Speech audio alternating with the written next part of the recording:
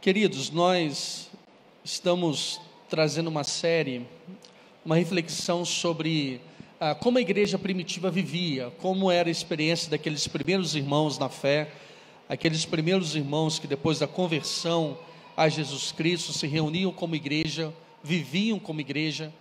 Já compartilhamos alguns aspectos e hoje nós vamos compartilhar um aspecto bíblico daquela igreja, como essa igreja se relacionava com a palavra de Deus, como essa igreja vivia a palavra de Deus, como essa igreja realmente buscava conhecer a Deus, conhecer a sua vontade, através do ensino, através do estudo da palavra de Deus. Abra sua Bíblia em Marcos 8, 34, serve de reflexão para essa noite também, quando nós encontramos aqui o chamado de Jesus para os seus discípulos, e percebemos que Jesus chamou uma multidão, chamou os seus discípulos, e fez o seguinte convite em Marcos 8, 34. Se alguém quer ser meu seguidor, negue a si mesmo, tome a sua cruz e siga-me. E Atos 2, de 41 a 47, é o texto também que vai servir de base para essa noite. Atos 2, 41 a 47. Os que acreditaram nas palavras de Pedro foram batizados, e naquele dia houve um acréscimo de cerca de 3.000 pessoas. Todos se dedicavam de coração ao ensino dos apóstolos, à comunhão, ao partir do pão e à oração. Havia em todos eles um profundo temor, e os apóstolos realizavam muitos sinais e maravilhas. Os que criam se reuniam num só lugar e compartilhavam tudo o que possuíam. Vendiam propriedades e bens e repartiam dinheiro com os necessitados. Adoravam juntos no templo diariamente. Reuniam-se nos lares para comer e partiam o pão com grande alegria e generosidade, sempre louvando a Deus e desfrutando a simplicidade de todo o povo. E a cada dia o Senhor lhes acrescentava aqueles que iam sendo salvos. Eu quero começar fazendo uma pergunta para você. Quando foi ou qual foi a última vez que você abriu a sua Bíblia? Vivemos um tempo tão interessante que muitas vezes nós nem mesmo trazemos a Bíblia para o culto, porque nós temos tudo projetado aqui. E quando eu falo abrir a Bíblia, você pode entender também acessar aí seu aplicativo, não tenho nenhum problema com relação a isso, mas a pergunta que eu quero fazer para você nessa noite: quando foi a última vez que você dedicou um tempo para estudar a Bíblia com profundidade, para entender o que realmente Deus quer falar com você, ou queria falar com você naquele dia? Quando nós pensamos sobre a Bíblia, nós sabemos que ela é um livro composto por 66 livros, que ela é um livro inspirado por Deus, que é trazido por Deus para nós, para revelar a sua vontade, revelar o seu propósito. Todos nós sabemos da importância da Bíblia, da necessidade que nós temos da Bíblia na nossa vida, mas a grande verdade é que nem sempre nós transformamos na prática esse sentimento que temos em relação à Bíblia. Quando nós vamos comprar um livro, quando nós pensamos em um livro para ler, geralmente nós adotamos alguns critérios. Por exemplo, nós vamos buscar um livro que trata de algo que é interesse pessoal. E aí nós buscamos então algo que tem afinidade com a nossa formação, algo que estimula a nossa curiosidade. Um outro critério que nós utilizamos é o interesse ou é a atualidade do conteúdo. Muitas vezes nós buscamos e nós vamos então atrás de um livro que trata de um assunto que seja importante para o momento em que vivemos. Outros buscam o livro por causa do seu autor, e quando nós vemos um autor, nós logo sabemos, esse livro deve ser bom. E há outras pessoas também que buscam o livro pelo número de cópias que são vendidas. Todos são critérios que nós utilizamos para buscar uma boa leitura, uma leitura que vai acrescentar para a nossa vida. Foi feita uma pesquisa em 2012, por um instituto chamado, ou a pesquisa chamada Retratos da Leitura no Brasil, que foi divulgada pelo Instituto ProLivro, e repito, em 2012. E essa pesquisa disse o seguinte: 90% dos brasileiros afirmam ter uma Bíblia em casa. 90% dos brasileiros dizem ter uma Bíblia em casa. E só por curiosidade, quem tem uma Bíblia em casa aqui? Levanta a mão. Se dependesse de nós, 100%. Isso, tem uma Bíblia, Davi? Que ótimo, Davi. Deus te abençoe, muito bom. Isso não deve nos espantar, porque segundo o censo de 2010, 87% da população brasileira se diz cristã. Sabiam disso? 87% da população brasileira, entre católicos e evangélicos, afirmam que são cristãos. Então, se nós temos 87% de evangélicos, nós imaginamos então que 90% de Bíblias ou de residências com Bíblias é um bom número. Mas foi feita uma pesquisa também por uma editora chamada Lifeway, aqui no Brasil, e ela diz o seguinte: apenas 19% dos brasileiros leem a Bíblia todos os dias. Nós temos Bíblias em 90% das casas, 87% dos brasileiros afirmam que são cristãos, mas nós temos apenas 19% dos habitantes do nosso país que leem a Bíblia todos os dias. Podem ficar tranquilos que eu não vou perguntar quem lê a Bíblia todos os dias. Queridos, é uma grande incoerência que nós percebemos. Porque se nós afirmamos que somos cristãos, se nós afirmamos que cremos em Deus, que cremos em Jesus Cristo, como nós vamos ficar sem a principal ferramenta para conhecer Deus, sua vontade e para conhecer Jesus Cristo?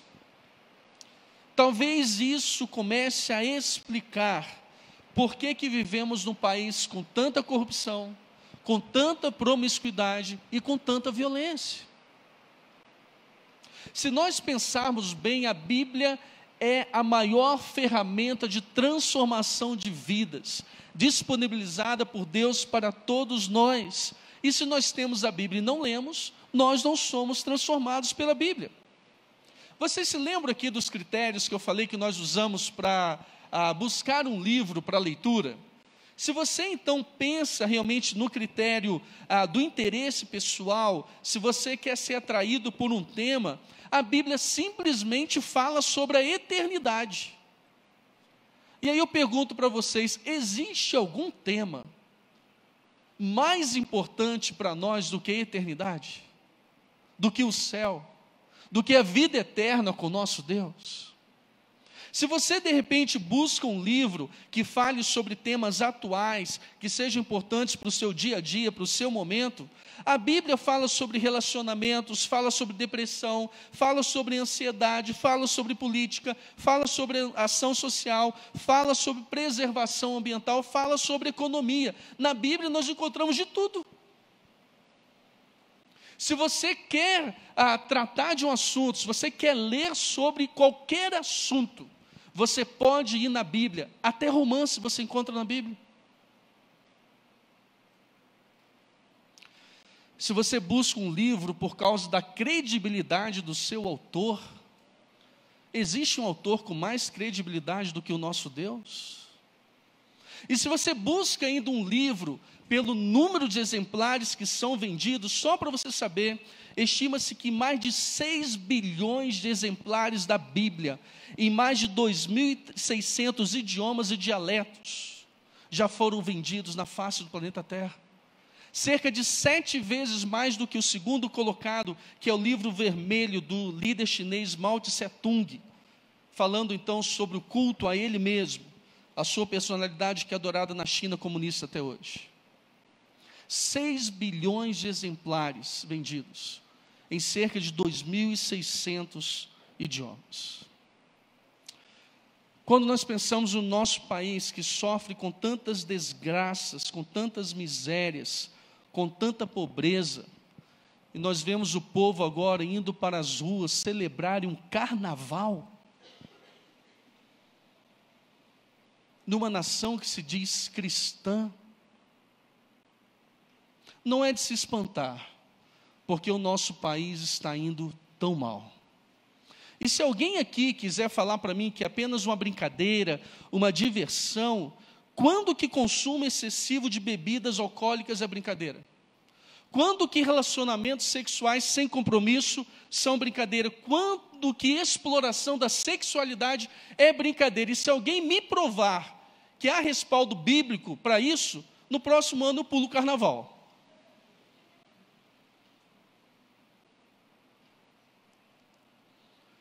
Repito, não há de se espantar porque o nosso país está indo tão mal.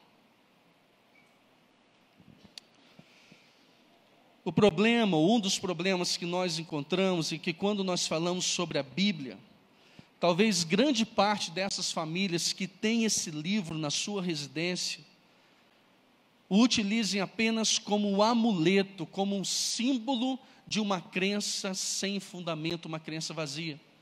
Quantas vezes nós chegamos em casas e nós encontramos uma Bíblia bem bonita, bem grande, bem vistosa, num local de destaque, aberta lá no Salmo 23.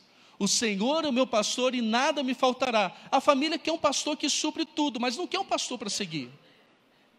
Há outras casas em que nós temos lá o Salmo 91. Aquele que habita no esconderijo do Altíssimo encontrará descanso à sombra do Todo-Poderoso. Queridos, quem não quer descansar à sombra do Todo-Poderoso? Agora a pergunta que nós precisamos nos fazer é: quem que quer ter os seus pecados revelados pelo Todo-Poderoso? Há ainda outras pessoas que colocam no Salmo 121, olho para os montes, de onde me virá o socorro? Meu socorro vem do Senhor que fez os céus e a terra. E é tão interessante porque se você pensa na possibilidade de mexer na Bíblia, o dono da casa chega e fala, não mexe. A impressão que eu tenho é que se mexer e tirar da página, não sabe mais onde fica. Não encontra mais. O Salmo 23, o Salmo 91, o Salmo 121, sabe que está lá, mas não sabe onde fica. Queridos, não estou dizendo que nós vamos fazer isso, mas eu lembro de um tempo em que era muito saudável e comum decorarmos as sequências do livro da Bíblia. E eu confesso para os irmãos que é mais rápido achar um livro da Bíblia decorando a sua sequência do que acessando no aplicativo. Não estou dizendo que precisamos voltar a esse tempo, mas nós estamos ficando preguiçosos na busca pela palavra, no ensino da palavra, em buscar aquilo que Deus tem para nós. Muitas vezes nem temos a coragem de abrir a Bíblia, já temos um aplicativo que veio substituir aquelas antigas caixinhas de promessa. Lembram-se disso? Aquelas caixinhas de promessa que geralmente ficavam em cima da geladeira ou da televisão, e você acordava, você ia lá e pegava um versículo. O que tem isso para mim hoje? Ah, esse não está bom. Pego hoje. E quantas pessoas usavam aquilo como se fosse um biscoito da sorte? Hoje, muitas vezes, acessamos o nosso celular e digitamos no Google, versículo do dia. E não buscamos saber toda a riqueza, toda a profundidade daquele conteúdo. Temos um conhecimento meramente superficial das Escrituras. Há outros que vão dizer que a Bíblia não dá para ler porque é um livro que não se pode confiar, porque é muito antigo. Um livro muito antigo. Só para vocês terem uma referência, uma noção sobre isso, eu acredito que todos já ouviram falar sobre o filósofo Platão. Platão escreveu entre 427 e 347 a.C., cerca de 47 obras. A mais antiga que se tem notícia, ou a cópia mais antiga que se tem notícia de uma obra de Platão, é de 900 depois de Cristo. Há uma diferença de cerca de 1.200 anos entre o que Platão escreveu e essa cópia mais antiga. Mas até hoje há pessoas que seguem os ensinamentos de Platão como sendo verdade. Quando nós olhamos para a Bíblia, por exemplo, só sobre o Novo Testamento há quase 6.000 manuscritos, entre os séculos 2 e 16. Cerca de 15 deles foram escritos nos primeiros 100 anos da vida cristã. Existem quase 100 cópias completas do Novo Testamento que datam até 400 depois de Cristo, ou seja, uma distância muito menor entre o que aconteceu, o que foi relatado, do que o que Platão escreveu e a cópia mais antiga. E existem muitas pessoas hoje que acham que é melhor acreditar numa cópia de um livro de Platão do que numa cópia das Escrituras.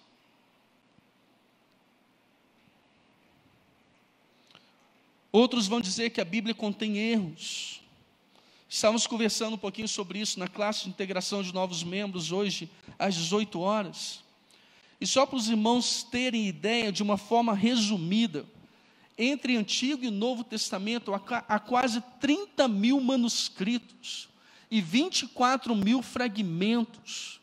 Um parênteses aqui, meus irmãos, e precisamos entender isso. Nós não temos mais hoje os livros originais que foram escritos. Precisamos admitir isso. Nós chamamos de autógrafos. São aqueles livros escritos por Moisés, por Isaías, por João, por Paulo. Não temos mais esses livros. Precisamos entender que há muitos e muitos anos atrás, esses livros eram escritos em papéis muito rudimentares, em pedaços de couro, em pedras. Tudo isso com o manuseio vai se perdendo, vai se deteriorando com o tempo. Então, o que se fazia naquela época? Quando uma cópia estava muito acabada, se fazia uma nova cópia. Aquela primeira, então, era enterrada. E foi assim, então, que a Bíblia foi transmitida. Quando nós encontramos, por exemplo, uma carta de Paulo enviada para uma igreja, não existia xerox naquela época, não existia fax, não existia digitalização naquela época, tudo era feito manualmente. Então, de repente, uma igreja recebia uma carta importante, queria enviar para outra igreja, uma cópia era feita. E não é de se espantar, então, que haja algumas divergências, que nós chamamos dentro do estudo teológico de variantes. Mas, irmãos, hoje existem entre Antigo e Novo Testamento quase 30 mil manuscritos. E essas variantes existem em cerca de apenas 1% desses manuscritos. E de todas as variantes, nenhuma delas traz algo substancial, que envolve conteúdo, que envolve verdade, que envolve doutrina. É uma letrinha trocada por outra, uma palavra que está fora do lugar, uma palavra que foi omitida quando alguém ditou e esqueceu de colocar.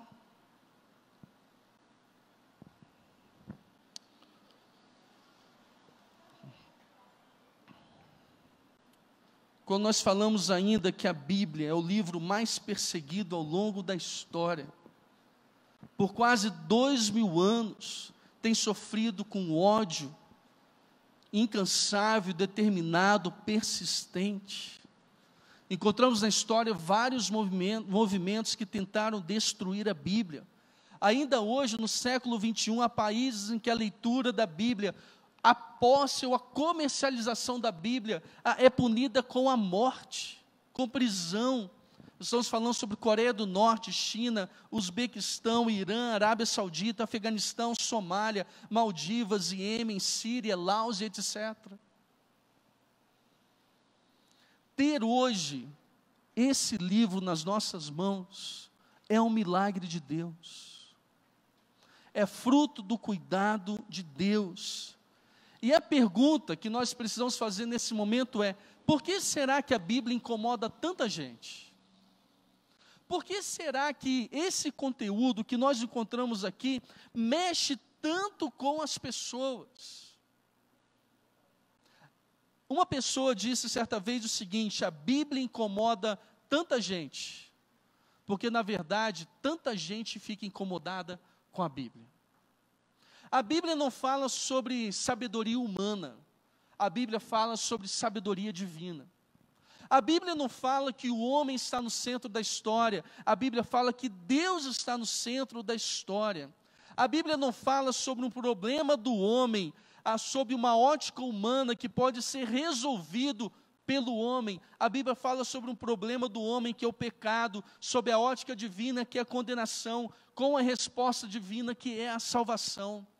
A Bíblia, quando nós a lemos, ela reduz a moralidade humana a pedaços, ela reduz a justificação humana a trapos imundos. Quando nós lemos a Bíblia, queridos, é impossível não perceber o quão distantes nós estamos de Deus e o quão carentes nós somos da graça e do amor de Deus. É por isso que a Bíblia incomoda muita gente. Se você pensar hoje em qualquer outro livro de revelação, de qualquer religião, nós vamos encontrar livros, revelações centradas no homem, que dizem o que o homem precisa fazer para ser salvo, para alcançar a divindade. A Bíblia é o único livro que vai dizer que nós somos salvos não por aquilo que nós fazemos, mas por aquilo que Deus fez. A Bíblia é o único livro que vai mostrar não que nós somos pessoas boas, mas que nós somos pessoas ruins, pecadoras e que precisam da graça de Deus. Em outras palavras, a Bíblia incomoda tanto, porque a Bíblia nos coloca no nosso devido lugar diante de Deus. E talvez seja por isso que muita gente não lê a Bíblia. Porque, afinal de contas, é mais fácil ignorar, é mais fácil deixar de lado, do que ser incomodado com aquilo.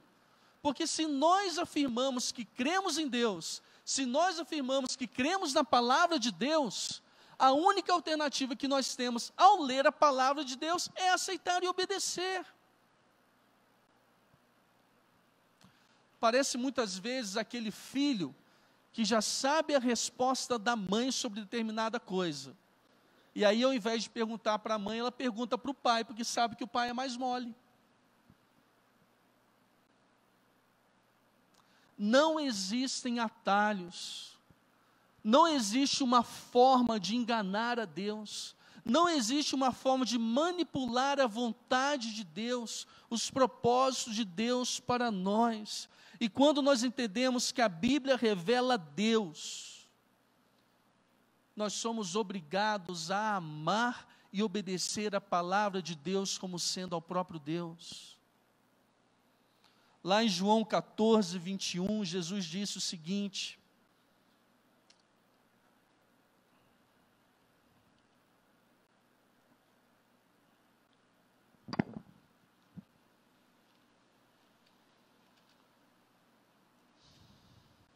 preste atenção no que Jesus disse. João 14, 21.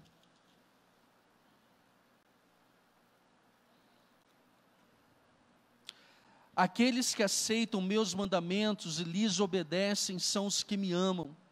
E porque me amam, serão amados por meu Pai. E eu também os amarei e me revelarei a cada um deles. Eu gostaria que nesse momento você refletisse. O amor que você diz nutrir em relação a Deus está sendo materializado no seu amor pela palavra de Deus? A dependência que você diz ter de Deus, a confiança que você afirma ter em Deus, tem sido transferido, ou melhor, a confiança tem sido transferida para a palavra de Deus?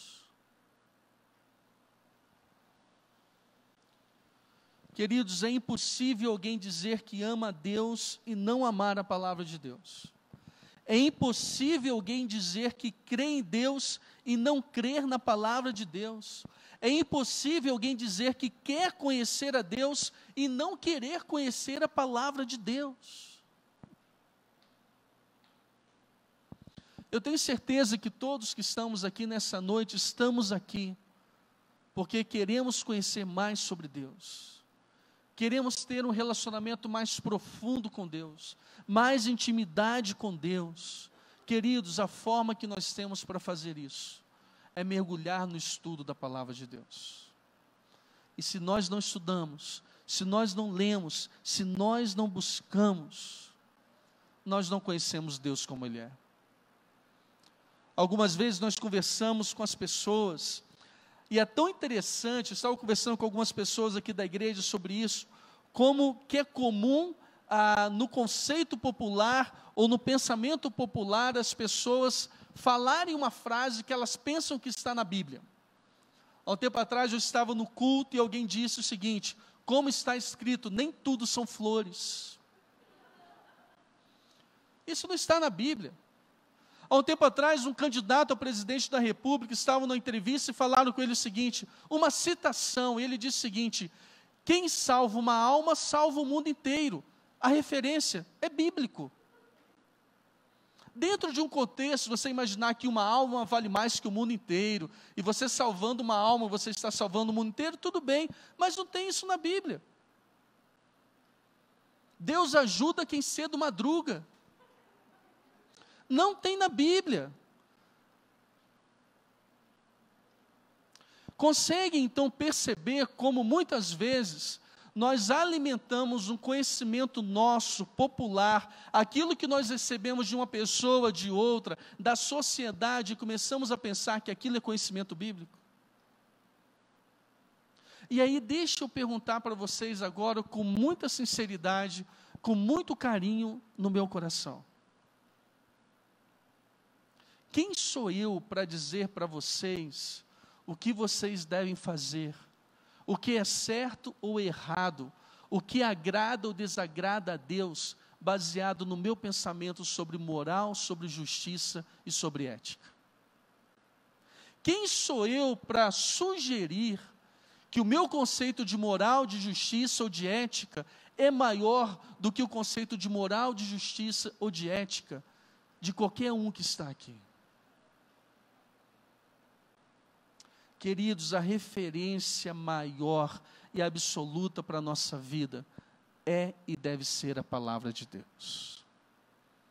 É ela que evita os nossos erros, é ela que corrige os nossos erros, é ela que nos aproxima de Deus, é ela que nos afasta do pecado, é ela que revela a vontade de Deus, é ela que revela o caráter de Deus, é ela quem fala sobre Jesus Cristo.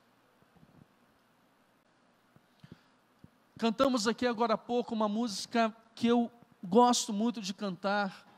Ó, quão lindo esse nome é, poderoso esse nome é.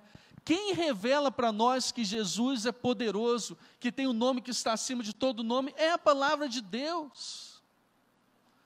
Quem revela para nós que podemos descansar em Deus, que podemos desfrutar dos seus cuidados, é a palavra de Deus. Eu quero encorajar você que ama a Deus e que crê em Deus, a amar e crer na palavra de Deus da mesma forma, e buscar nela o alimento para a sua alma. O que nós podemos conhecer sobre Deus foi revelado por Ele em sua palavra. E nós vemos aqui no texto de Atos que uma das marcas da igreja primitiva era a dedicação de coração ao ensino dos apóstolos. Eu queria nos últimos minutos agora trabalhar um pouquinho com os irmãos sobre isso. Quando nós pensamos sobre esses ensinos dos apóstolos aqui, ou sobre esse ensinamento, sobre a doutrina dos apóstolos, nós precisamos entender que o contexto aqui era o conjunto de ensinamentos que os apóstolos apresentavam para os judeus que haviam se convertido a Cristo. O que os apóstolos estavam ensinando para os judeus nesse momento inicial em Jerusalém era entender, era uma releitura do Antigo Testamento à luz da revelação de Jesus Cristo, à luz da vida de Jesus Cristo. Nós sabemos que os judeus, eles tinham um sistema de religiosidade, espiritualidade, com muitas crenças, práticas, símbolos, cerimônias. E os apóstolos, então, agora estavam apresentando para os judeus o sentido de tudo isso que eles faziam através da revelação de Jesus Cristo. O que aqueles homens estavam aprendendo a partir daquele momento é que a vida religiosa, é que a vida espiritual, é que o relacionamento deles com Deus só fazia sentido se passasse pela pessoa de Jesus Cristo. E cabe uma reflexão da nossa parte. Quantas vezes nós fazemos algumas coisas? Quantas vezes nós temos hábitos? Quantas vezes nós temos práticas religiosas que se repetem ao longo de muitos anos? e nós não sabemos a razão delas. Por que, por exemplo, nós precisamos fechar os olhos na hora de orar? Alguém já te explicou? Por quê alguma vez? Por que, por exemplo, na hora dos dízimos e das ofertas, nós nos levantamos e estamos aqui na frente para entregar? Por que, por exemplo, quando alguém faz um apelo, quem quer aceitar Jesus levanta a mão? Por que nós nos ajoelhamos em quebrantamento diante de Deus? Por que quando cantamos sobre a glória de Deus levantamos as mãos? Por que domingo após domingo estamos aqui no culto da igreja? Por que você entrega a sua oferta e seu dízimo? Por que você congrega em uma igreja? Por que você ora ao levantar, na hora do almoço, na hora da janta e ao deitar, muitas vezes a mesma oração sem perceber? Queridos, há muitas práticas religiosas que nós alimentamos e mantemos ao longo dos anos, que elas só fazem sentido se forem centralizadas na pessoa de Jesus Cristo. Quando nós pensamos ainda sobre isso, aqueles judeus entenderam que Jesus dava sentido a tudo que era sentido, que Jesus respondia a todos os questionamentos sem respostas. Até então era como se um véu estivesse sendo tirado da frente dos seus olhos. A vida humana só faz sentido se ela for interpretada a partir de Jesus Cristo. Talvez aqui no nosso meio exista alguém que esteja vivendo, fazendo parte de uma igreja, buscando a Deus, mas não esteja encontrando sentido, porque está fazendo tudo isso a partir do seu pensamento e não a partir da palavra de Deus. Precisamos parar de tentar responder aos nossos questionamentos com base na nossa razão e na nossa sabedoria humana. Se Deus falou algo, precisamos cumprir aquilo que Deus falou na nossa vida. E o ser humano vai continuar sofrendo se não beber do conhecimento da palavra de Deus. O segredo para uma vida equilibrada e para uma vida realizada está na palavra de Deus. Os parâmetros para a nossa vida estão além da nossa sabedoria, da nossa moralidade e da nossa justiça. Estão na sabedoria, na moral e na justiça de Deus reveladas na sua palavra. Crente em Jesus Cristo, discípulo de Jesus Cristo, que não lê a Bíblia, vive tropeçando, vive capenga, vive cego de um olho. Eu quero encorajar você nessa semana a abrir a sua Bíblia, tirar a sua Bíblia da estante. Queridos, uma Bíblia empoeirada na estante significa um coração empoeirado no peito. Vou repetir. Uma Bíblia empoeirada na estante significa uma vida ou um coração empoeirado dentro do peito. Quantas vezes nós pedimos para Deus mostrar a sua vontade, para revelar o que Ele quer para a nossa vida, mas nós não buscamos a nossa palavra. Parece aquele aluno que vai para a prova, não estuda, e na hora da prova, ora para pedir para Deus abençoar, fazer a prova. Orar para pedir para Deus ajudar, lembrar é uma coisa, mas pedir para Deus colocar um conhecimento que ele não buscou, como que isso vai funcionar? Nos deparamos com muitas situações da nossa vida, em que ficamos perdidos, sem saber o que Deus quer para nós. E oramos, pedimos a orientação de Deus, e a orientação de Deus não vem porque nós não estamos fundamentados na palavra dele. Se você quer uma orientação de Deus, se você quer uma resposta de Deus, se você quer uma direção de Deus, o processo é o seguinte: busque a palavra de Deus, e o Espírito Santo vai ajudar você a entender a palavra de Deus.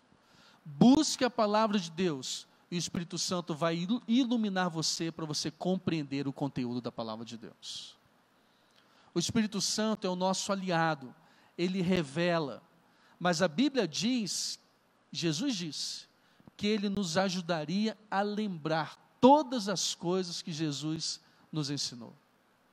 Se nós não sabemos, como que nós vamos lembrar? Se nós não aprendemos, como que vamos aplicar na nossa vida? Precisamos aliar o estudo da palavra de Deus com a dependência do Espírito Santo. Eu já estou terminando. Quero dizer o seguinte: uma igreja bíblica não é aquela que lê, que conhece, que fala a palavra de Deus, mas é aquela que pratica, que vive e que se dedica a ela de coração.